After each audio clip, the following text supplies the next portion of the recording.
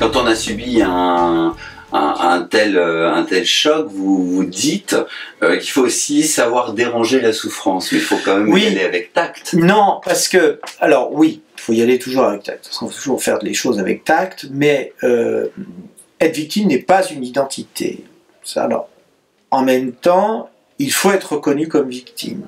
Parce que quelque part, on a besoin de ça. C'est quelque chose d'important d'être reconnu dans sa souffrance, dans son drame, dans son mal-être. Bon. Mais en même temps, l'idée, c'est que cette souffrance qui est très pesante et qui est quelque chose qui vous plombe, qui vous tire vers la désespérance, hein, il faut savoir la déranger. Il faut savoir se bouger, il faut savoir ressortir, reprendre ses anciennes habitudes ou les aménager, savoir rencontrer des gens qui sont bons avec vous. Et c'est pour ça, par exemple, les amis, les très proches, dans mon cas, ont joué un rôle absolument essentiel. Être bien entouré, ça vous le dites hein, quand même. Ça rejoint ce que vous dites dans se protéger, faire attention aux gens toxiques. Voilà, c'est exactement être bien entouré, faire attention aux gens toxiques. Ça veut dire aussi pour les victimes de traumatisme d'être suivis. J'insiste dans le livre sur l'importance du psychiatre, du psychologue, du psychanalyste. C'est-à-dire d'avoir quelqu'un de soignant qui connaît ces choses-là et de manière à être aidé. On ne peut pas s'en sortir sans l'aide de la science, en fait. Hein, que ce soit... la science, ça fait beaucoup. L'analyse par la psychiatrie, par ceux qui travaillent, notamment, je pense, aux psychiatres militaires, ils ont apporté énormément de choses pour la reconstruction après des psychotraumatismes. Bon. Pour éviter que, si on ne soigne pas le psychotraumatisme, ça tombe en névrose et d'un coup ça devienne quelque chose de chronique qui handicape la personne et qui ne peut plus vivre. Donc c'est quelque chose de très long, de très compliqué, mais ce que je voulais dire dans le livre, c'est que ce n'est pas insurmontable et que c'est un livre qui est profondément optimiste. Ça ne veut pas dire d'oublier, attention, c'est pas on efface tout, on recommence, c'est vivre avec.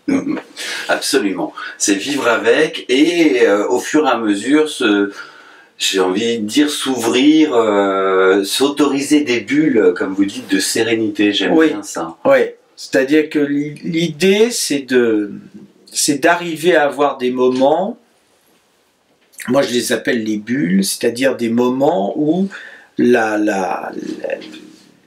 vous arrivez à reconstruire quelque chose en oubliant temporairement le psychotraumatisme de manière à aller un petit peu mieux. Ça peut être le sport, je parle beaucoup du yoga, je parle beaucoup du sport, ça peut être la musique, ça peut être le théâtre, ça peut être l'activité artistique souvent, ça peut être des conversations ou même des moments d'instants de silence avec des amis.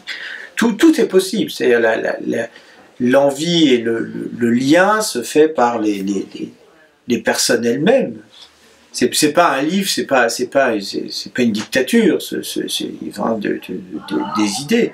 C'est vraiment d'analyser ce qui fait le plus de bien aux victimes et donc de créer ces bulles. Ça peut être aller manger au restaurant, boire un coup, évidemment. Faire du yoga. Faire du yoga, faire plein de choses, bien sûr. Peu importe, le théâtre, les bouquins, voilà. Chacun y trouvera. Voilà. Mais par contre, il est nécessaire d'avoir des bulles quand même, d'avoir des centres d'intérêt. C'est très important, parce que c'est ce qui va permettre au cerveau de se reconstruire, d'arrêter le petit vélo qui tourne en rond sur le psychotraumatisme de manière à élargir, à mettre des éclaircies et du soleil dans un ciel de tempête.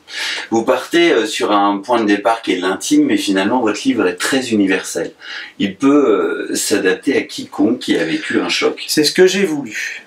Parce que par mon métier d'urgentiste, ça fait 25 ans que je fais ça, j'ai vu à peu près toutes les sortes de traumatismes, de la femme violée, à l'agression, à l'accident, etc.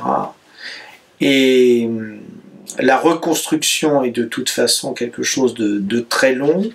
Il faut être très attentif aux autres.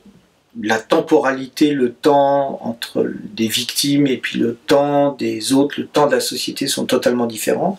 Et on a une société qui est beaucoup trop dans l'immédiateté, qui pense que tout va très vite, on peut tout changer très rapidement. C'est la culture d'Internet, où tout de suite, tout le temps. Bon. Ben, c'est pas comme ça. Et c'est pour ça que j'ai voulu faire ce livre. Et très vite, je me suis aperçu que ça se confrontait à tous les psychotraumatismes. Et qu'en gros, le mécanisme est toujours le même. Et ça appelle à la tolérance, parce que chaque victime est une entité à part entière. Et on ne peut pas les mettre toutes dans une même case, en fait. Il faut s'adapter aux gens, il faut s'adapter à leur goût, etc. Et tendre la main, et c'est pour ça que j'ai voulu ce dessin juste après la couverture d'Ernest Pignon-Ernest, qui sont les deux mains qui se tiennent, parce que pour moi c'est vraiment un symbole de cette main tendue, de cette main qui prend la main qui souffre pour la sortir et pour l'aider à se relever. Est-ce qu'à un moment donné, au cours de l'écriture de ce livre, vous êtes découragé? Non, parce que, enfin, en même temps, je suis totalement découragé de tout, mais en même temps, justement, je ne suis pas du tout découragé. Je suis découragé de rien, en fait. En même temps, c'est un moteur d'être découragé. Oui. C'est-à-dire que, en fait, quand vous êtes... tout peut être désespérant, en fait, mais justement, il ne faut pas que ça le soit. Nous avons une société qui est profondément désespérante. Entre politiquement, il n'y a aucun optimisme à avoir avec Trump, avec Poutine. Vous avez...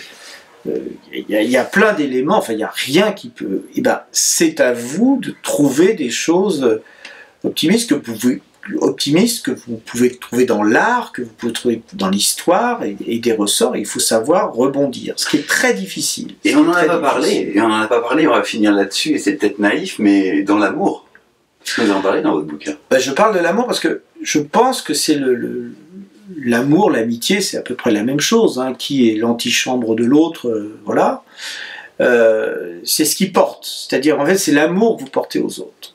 Et un bon urgentiste est quelqu'un qui aime. Un bon médecin en général.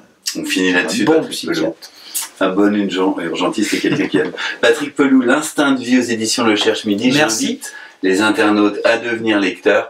C'est un livre bienveillant et je sais que ça va vous faire plaisir. Ah, c'est cool. Merci. Bon, merci. Merci.